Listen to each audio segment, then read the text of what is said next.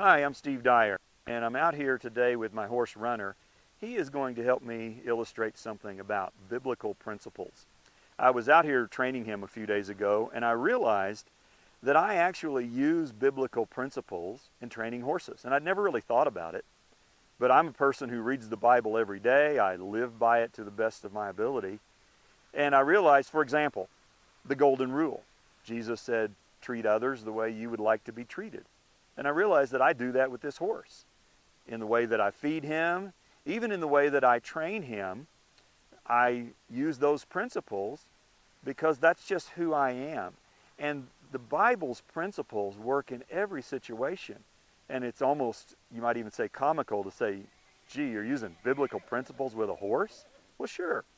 If it's true, it works with your boss, it works with your husband, it works with your neighbor, and it works with your horse or your dog or any relationship. Those principles are true. Here's another example. The biblical principle of an eye for an eye and a tooth for a tooth. Very misunderstood because many people think it's talking about revenge.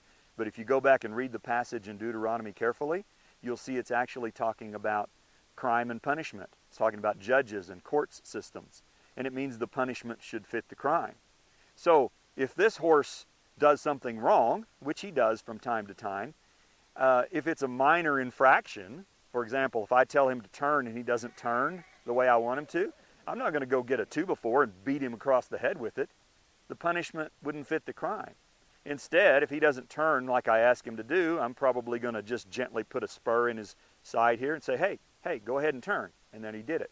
So, see, he's not upset about that, even though I did put a spur in his side and made him a little uncomfortable. But he knows I didn't mistreat him.